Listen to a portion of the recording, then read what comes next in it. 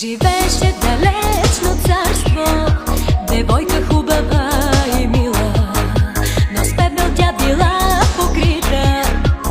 Хубостта й никой не виждал, захвърлена била